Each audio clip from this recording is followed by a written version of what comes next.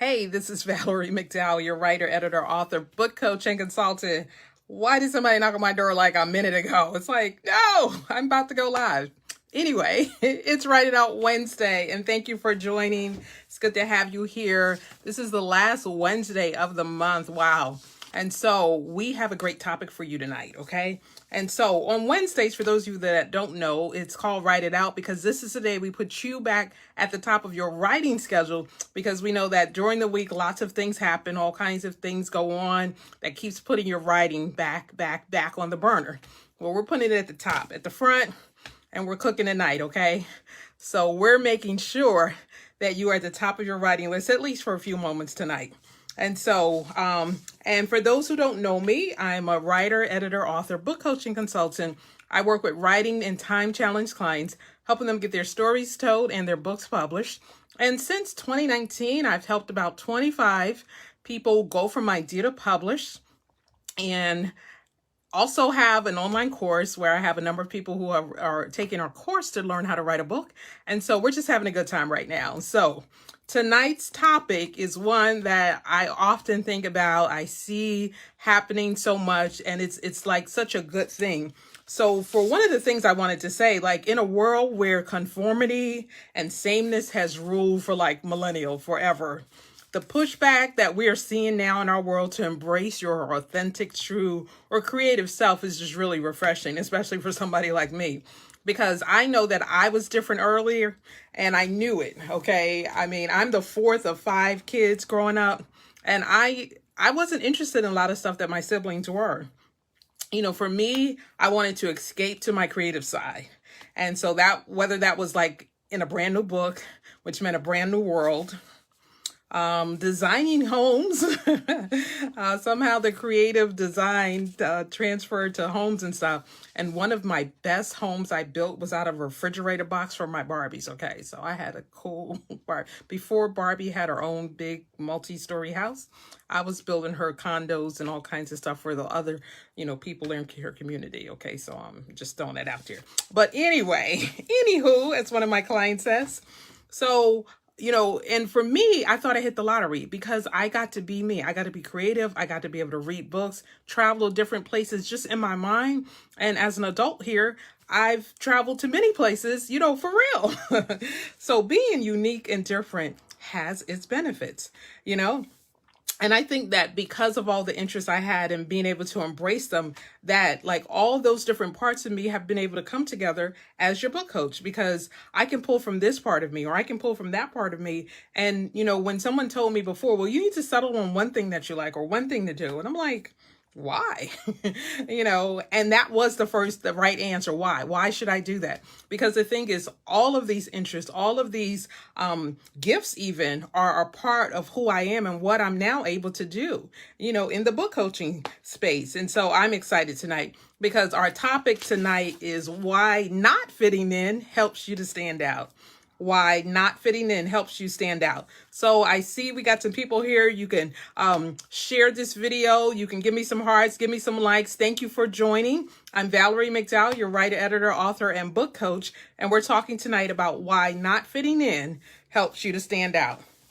Now, I know that some of you have often felt, as they say, like a fish out of water, but you did everything you could to belong, to fit in like everyone else. You did the class, you wore the clothes, you wore the hair, you drove even the car, you went to the course, you took the class, you went to college, you did all these things that they told you you're supposed to do. You got the job, and all of that. But then there was still a part of you that just wasn't, fitting in, and you did all that because you thought you didn't have any other choice. And like I said, for some of you, it could have been a traditional lifestyle. You're supposed to do this, get married, have kids, live here, do all these things. But even when you did that, what happened? You were constantly worried about what other people thought. You didn't even like what you were doing. And so you procrastinated constantly. Anybody can agree that when you don't like doing something, when you don't want to do something, procrastination is that thing that just controls your life because you don't want to do something. So every excuse, everything comes up that keeps you from moving forward, whether it's on your job. Like you're like, why can't I get that report done? Why can't I finish this task? you don't want to do it. And, we're not trying to have you lose your job, but it's like sometimes that's a clue. We need to listen for the clues and the cues even that says this isn't it. Okay. And then, when you wanted to do something different, even if you made a suggestion to do something different, people were like, oh, that's not how we do things here, or that's just not the way, that's not going to work here, and so you got shut down because you offered something new and people weren't appreciative of it. I got some love on that one. Hey, Jenny, good to see you. And so we're talking tonight about why not fitting in helps you to stand out, being different, being, the best you. So I want to challenge you, because the reason for the unease or the dis-ease, even the discomfort of not fitting in, is because you're not supposed to. Okay? You're not supposed to. All this forcing, hey, Stephanie, all this forcing, I was just watching something, and I love shapes and colors and all kinds of things, but it's like you're a parallelogram trying to fit in a circle. You got too many edges, you got too many sides, there's too many parts to you. You're not fitting in that box or that circle. It's not happening. You got to do this and this and that. And so it's okay. You can do all of those things, or at least do all the things that work for you. And so tonight I want to just share with you, not going to be before you long.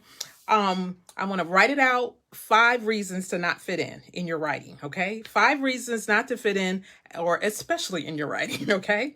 And number 1, be unique. Okay. Your unique voice, style, personality, or even your viewpoint will open doors that being like everyone else does not. Now, I had a VIP session with my coach. I was sharing with you guys last week that even coaches need coaches. So I recommend mentors, trainers, people can help you, pull you. She's ahead of me in a lot of ways. And so I am able to elevate and grow my own self and my own business because I have someone who's teaching me things I don't know. And one of the things that she was like, well, bring an extra outfit. We're going to be going out. And I was like, cool. But I like color. Like, I got my bright pink shirt on here, but I wore color, like I had a jean shirt, but that evening I had like this teal blue and this very colorful scarf on. Hey, B Sweets. Hey, Regina. And I love color. And so she surprised me, my coach, with a photo shoot. Not expecting, I'm thinking we're going to dinner. She's bringing in somebody to take my pictures. I'm like, wait, man. So fortunately I was prepared because I had a nice outfit and it looked good. And I'll be posting some of the pictures as we go. But the thing is, I love that I like color. Like somebody might have wore maybe a black suit or black dress or something, which I thought about, but I was like, that's not me. I like color. I like pattern. I like all kinds of things. Like I've tried to have a monochromatic kind of thing. I like too many things. I'm that eclectic girl. When they're like, I got a zebra, chair, and I got this blue ottoman, and I got some, it's a lot of mix. I got something that was on the street that somebody threw away. I was like, oh, that's nice. If I just do this. So I'm a cornucopia, myriad of all kinds of things. And I like that about me because I'm not the, couch with the 2 chairs, 2 end tables, and the 3 pictures on a wall.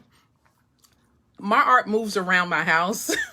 It's in the bathroom. It's everywhere. I have a wall space. That's what art is to me. Like, where can I display this? I like this. I like looking at that. And so you need to know, what is it that you like? Be unique. Be that person that you were called to be. Because if we are trying to be someone else, like nobody can be me.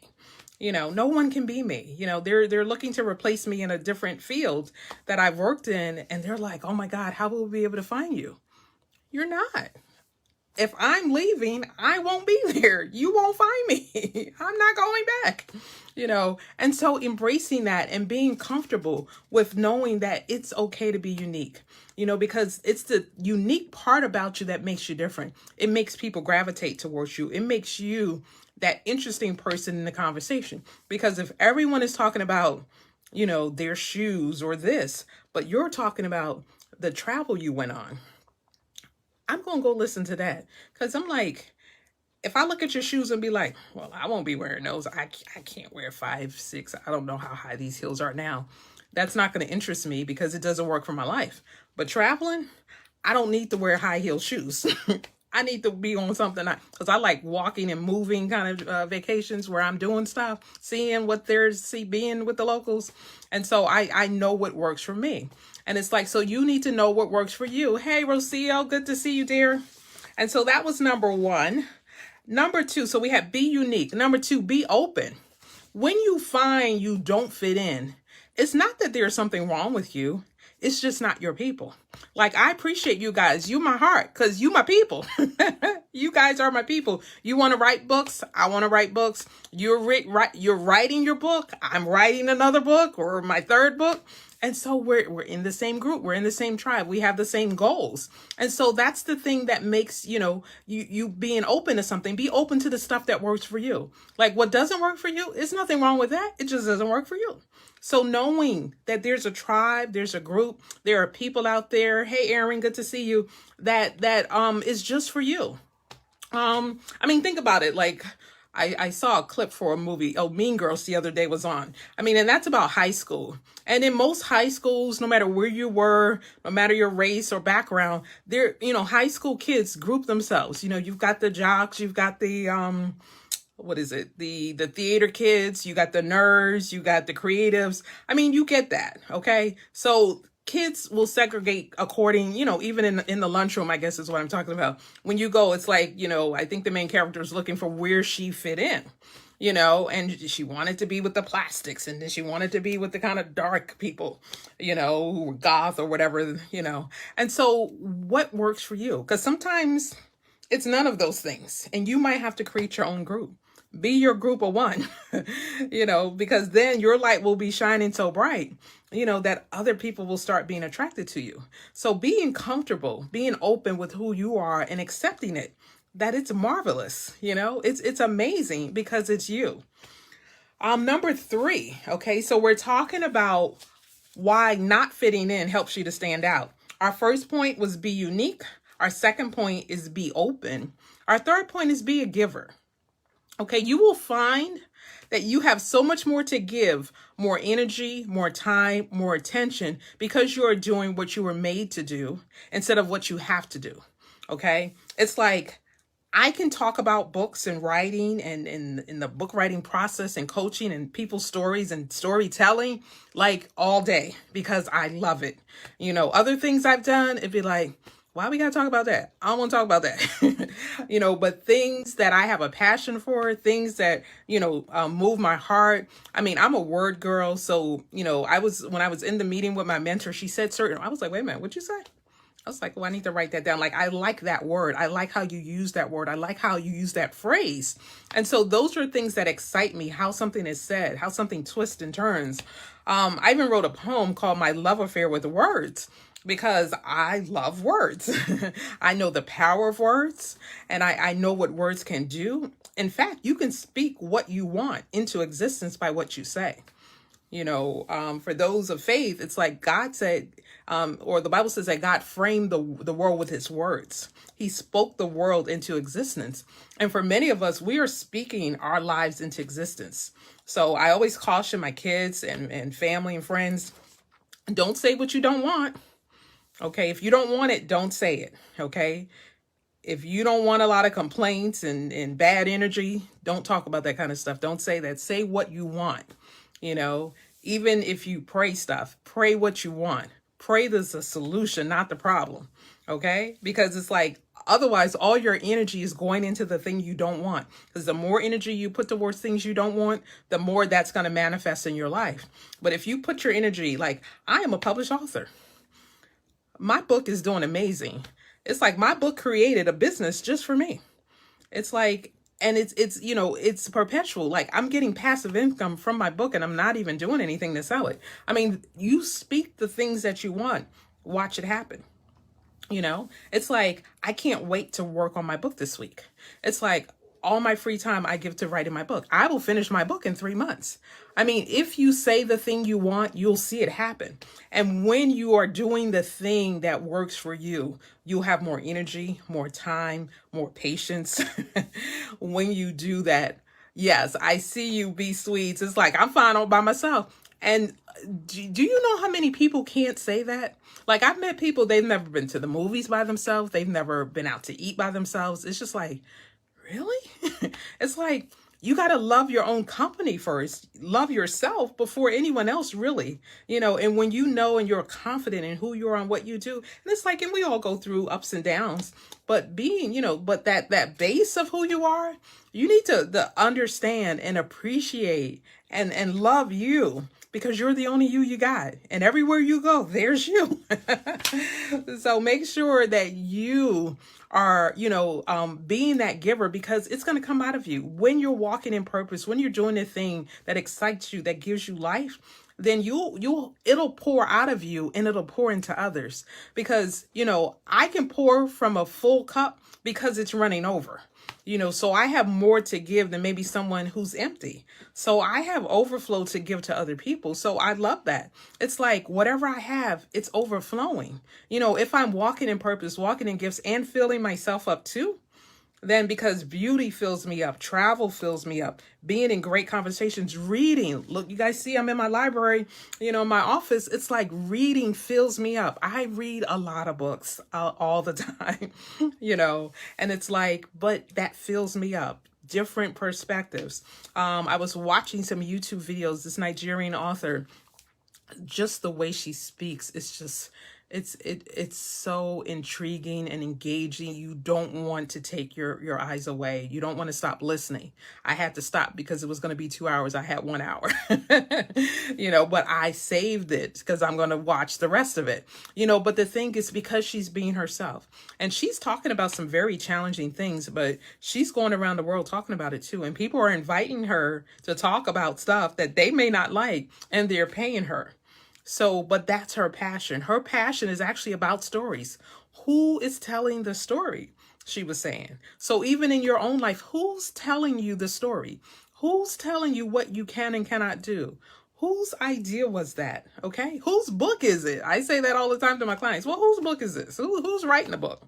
Because it's like, it's a lot of like, are you sure you need to write? Are you, it's like, yes, and it's like, if that's what you want to do it, because part of anything you do is starting. Make the first move. The energy, the momentum, the stamina comes when you are actually doing stuff. When you're not doing anything, like, oh man, this is hard, but you haven't even opened a piece of paper or your laptop to start writing one word. Yeah, it's hard because you haven't done anything. But if you at least start, let the ideas start generating and put them on paper or speak it. Get your recorder. You're talking all the time anyway. Talk your book. You can talk your book out in no time and be done. Okay, so that was number 3. Be a giver. When you're working out of your overflow, when you're doing the thing that you've been called to do, you have much more to give. And your stories will be richer. When you write those books, it will be richer. There will be overflow. The things you need to say will flow because you don't have all the other stuff blocking you in the way. Okay.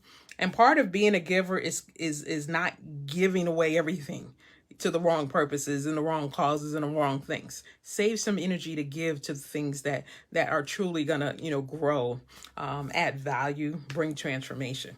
Because you can sow and give into a lot of things that don't grow, that nothing comes of it. So be intentional about that. And that's my next point, number 4, be intentional. Know what you do well and do it. Okay. I know I'm a great writer. I know I'm a speaker. I'm a teacher. I publish. I'm creative. Like, I know these things. I love to read. I like meeting new people. Like, I do those things. When I do that, I'm happy, And it's like, and it gives me energy. It inspires me when I see beautiful things. Like, I like architecture. I like cathedrals. I like libraries. Okay. So I'm going to a library. If I see one, it's like, wow, are they open? Might be something in there I need to check out. I might shoot a video in there. They got some back rooms, it's like in the books, corrals and stuff. Might see what's out there. What are other people writing? What are other people reading? Be curious, okay? And be curious and intentional about the things that you want to do. If you want to travel, go ahead and get your passport. Don't keep talking about you want to travel and go around the world and you don't have no passport, because you're not going nowhere, okay? So go ahead and do the things you need to do to travel. If you want to write a book, okay, what's your topic? What do you want to write about? Why? What's the purpose of your book? What transformation, what change, what information, what do you want to give? Who's your reader? Who's your audience? These are things that people work with me have to answer because it's like, why do you want to write this book? It's a great thing. Trust. It's an amazing thing to write a book. Only of 100 people, for instance, that say they want to write a book, only 3 do it. Okay? 3% just write the book. So it's a great achievement, but everybody that says they want to write a book don't. Be one of those 3. Okay, be intentional. If you're going to write the book, let's do it. For those of you who are in my course or who are clients, it's like, where are you in your book writing journey? Have you reached out? Do you need some help? Are you stuck? Are you reaching out? Are you coming on a group coaching calls? How are you trying to move forward in this publication of your book? Because we can get you there. I got 25 people I did in 2 years. It's like a book a month. Can you do a book a month? And that's managing all kinds of things and stories. And, some of these people, it's like 6 months. I'm, multiple people working 6-month programs or 3 months, but we're getting it done. We're getting it done because I'm intentional. I'm calling, hey, I need an illustrator. Are you available right now? One of my clients needs an illustrator. I need this. I need this. I have several editors I work with because I'm an editor, but my eyes and your eyes can't be the only ones looking at your project. Okay. I'm intentional about making sure that other people see your work, so we want it to be the best that it can be. We want it to go out without errors, All right. Being intentional. And number 5. Okay. Number 5 here, be proud. Who you are is needed in this world. Your viewpoint, your story, your book. Stop putting it off till tomorrow. I was talking about procrastination earlier. We're not doing that, okay? Stop putting it off. You don't know what's going to happen anymore in this crazy world we're living in. Every day, it's something, okay? Every day. See, I get love and hands up on that one. We don't know. Do not take for granted that every day is promised to you. It's not. Write your book now. Write your book. One of my clients, amazing woman, she wrote her book, finished it. It became her legacy. She died 2 months after we published. Okay. We didn't know that was going to happen. It was very sad. But at her homegoing service, the amazing thing was they asked me to bring books. Okay. We sold all her books. Okay. Her family didn't even know she wrote this book. Now they can read her story. There's legacy in that. Like she was able to leave a legacy. Okay. Because it's like you could leave furniture, you can leave clothes, you can leave money. But her book, how many people are now going to be blessed by what she went through? And faith. This woman was sick for many years off and on with major illnesses. Okay. But she declared and decreed, okay, that she was going to write a book. And she did. I cleaned it up some. I did a cover for her. I got it published, but she wrote that book.